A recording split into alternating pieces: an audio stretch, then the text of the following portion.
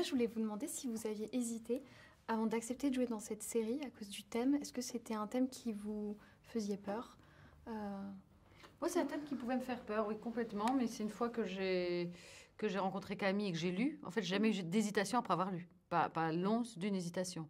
Mais avant ça, moi déjà, je m'étais dit, oh là là, si je fais une série, j'aimerais bien, comme ces séries personnages, genre vraiment un truc hyper égocentrique, quoi, genre vraiment le personnage qui aura le temps de se déployer, tout ça.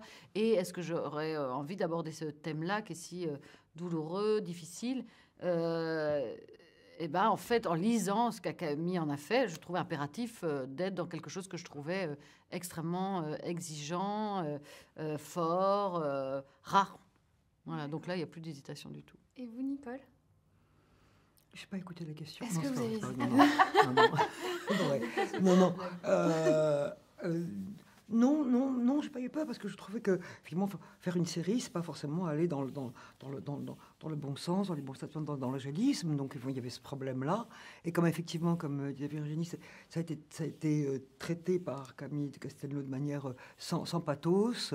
Au contraire, ça fait toute la noirceur de la vie qui est là, en plus sur un enfant. Donc c'est ça qui anime tous les personnages et qui est le bon contrepoint justement à une vie de famille qui sans ça aurait été bien pareil à toutes les vies de famille. Non, je pensais que c'est ça qui colorait de sombre, certes, mais et après c'est compensé par d'autres choses, d'autres drôleries et d'autres voilà, des drôleries féroces, comme on dit entre nous, dans le film. D'accord. Et qu'est-ce qui vous a touché dans vos personnages? Je vous pose la question à toutes les deux. Bon, je crois que c'est toutes les deux un petit peu la même chose, même si nos personnages sont différents. C'est que c'est des personnages qui ont des contrastes, des empêchements, des contradictions même, qui face à une chose qui les déstabilise, enfin plus que les déstabiliser, qui les ravage comme ça, tentent de tenir droit encore par tous les moyens. Ces moyens sont forcément déficients.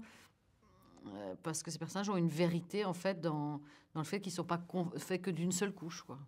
Ouais. Et Nicole, vous, votre personnage, bon, elle est assez caricaturale avec toutes ces certitudes. Ah non, je vous en prie. J'aime pas quand on dit des choses comme ça.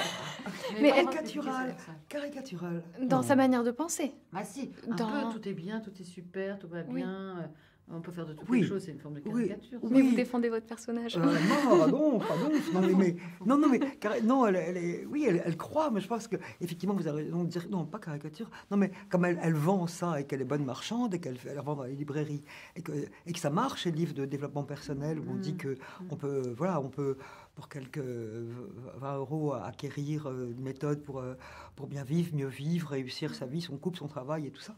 Elle y croit, donc est-ce que c'est une caricature? Oui, enfin elle vend comme tous les gens qui vendent quelque chose, mais en tout cas, c'est vrai qu'elle s'accroche à quelque chose qui est de l'ordre de l'existence, quoi. Donc c'est risqué pour elle, mais on va voir dans la série que ça se fissure, quoi. Qu'il y a quelque chose qui, dans sa croyance, des choses de sa vie, cet enfant aussi, mais pas seulement, hein, les choses qui lui arrivent dans le privé, pour lui montrer que la vie n'est pas un long fleuve tranquille.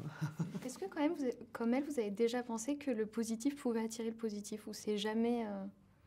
Mais c'est ce qu'on nous dit beaucoup, hein. C'est ce qu'on nous dit, que le positif attire le positif. Mais moi je dirais comme à l'instar de ma fille aînée, que quand c'est pas positif, on peut pas se forcer dans la vie de créer des conditions de bonheur quand elles sont pas réunies. Mais c'est vrai qu'en même temps, parce qu'il y a toujours le en même temps, c'est vrai on peut prendre d'elle, de ce livre dont elle est tout va bien, quelque chose où elle essaye à sa manière de mettre de côté, de mettre loin les passions tristes et d'aller vers, dans la vie, on n'a pas ce qu'on veut, mais s'il y a une toute petite chose qui est quand même conforme à un vœu, si on suit ce sillon, enfin, il y a tout, voilà. Il faut lire mes livres. Vous comprendrez tout. Virginie, votre personnage, elle ne pense plus qu'à Rose, quitte à s'oublier elle-même et son couple empathie aussi. Selon vous, pourquoi elle s'implique autant et est-ce qu'elle a un vide qu'elle cherche à combler?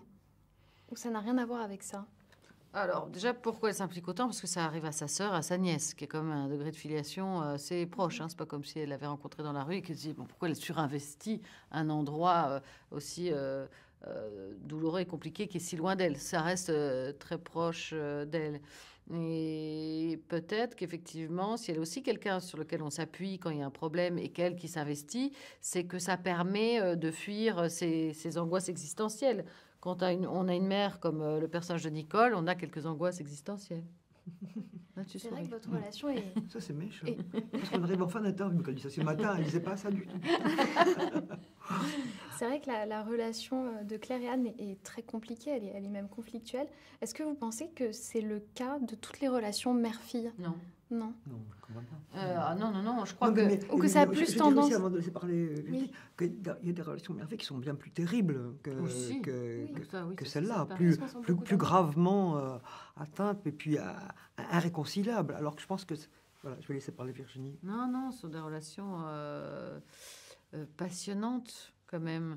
Je pensais à quelque chose, puisque j'ai eu un enfant récemment et tout ça, il y a un truc qui m'avait quand même marqué dans les différents tests qu'on fait quand on est enceinte et tout ça, c'est ce truc de la prise de sang dans lequel, en fait, il y a l'ADN de votre enfant.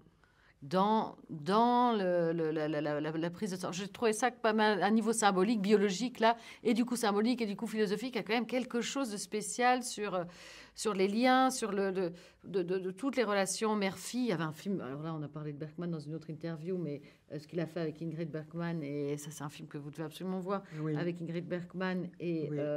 Non, et, ça, et alors la grande actrice Bergmanienne, oui, pardon.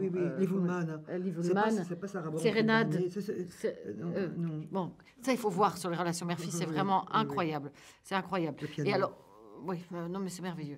Non, mais qu'il y a toujours des choses qui s'entremêlent, la proximité la plus forte, elle a besoin de se détacher. Alors moi, franchement, j'ai une mère, par chance, par bonheur, vraiment, ouais, chouette, vraiment, super. Pourquoi je veux dire ça? Au cas où elle écouterait. Voilà. Non, je trouve beau aussi les empêchements, pas arriver à dire qu'on aime, tout ça, il y a des choses comme ça. Et probablement, là, je reviens à Nicole et à moi, il y a de tels empêchements dans leur rapport qu'elle raconte aussi un endroit où on voudrait tellement se prendre dans les bras et on n'y arrive pas, quoi, en fait. C'est vrai qu'après, oui. Donc non, je pense pas que toutes les relations soient comme ça, mais il y a quelque chose de l'ordre du derme, de quelque chose où, quand même... Je Parce pense que si elle s'oppose, elle se... Encore un peu comme ça. Si je suis si insupportable à ma fille, enfin, assez insupportable, mais parce que c'est vrai qu'elle est un peu... Enfin, je dis encombrante, je dis, voilà, parce elle va être, c'est vrai, au centre de tout, elle se sert de sa petite gloriole d'écrivain de développement personnel pour légitimer cette place, et bon, qu'elle n'a pas, et surtout dans des moments où la famille rencontre ce drame-là. Elle est même un peu scandaleuse, mais... je pense qu'en même temps, elle est proche, sa fille aînée. Elle est beaucoup plus proche d'elle que de sa fille cadette. Elles se ressemblent, elles ont quelque chose de très entier, de robuste, toutes les deux. Et du côté du désir, comme elle dit elle-même, le rôle de Marion, de Sarah Géraudot, c'était... Ces femmes étaient si fortes devant elle, sa mère et son aînée, qu'elle se sentait toujours un peu en dehors et un peu envieuse. Et c'est vrai, c'est un peu comme ça l'aéropage de cette famille, Oui. ces trois femmes. Et pour revenir à ce que c'est, enfin, une mère, est-ce que tout le monde a un rapport comme ça? J'ai l'impression aussi, moi, quand je pense à la mienne, enfin, il y a quelque chose où quand on devient adulte, on a un regard beaucoup plus clément. Alors que si je m'envisage moi comme mère, donc je pense à mes enfants, je me dis, il y a une faillite obligatoire de toute façon. On ne peut pas réussir. Je ne pense pas ça quand je pense à ma mère, mais quand je pense à moi, oui, là, je me permets, et je crois que je touche quelque chose qui, pour le coup, qui va chez tout le monde. On ratera forcément quelque chose. Il n'y a pas de maternité totalement réussie. Enfin, ça n'existe pas. Virginie Fira, vous en parlez, vous venez de devenir maman pour la 2e fois.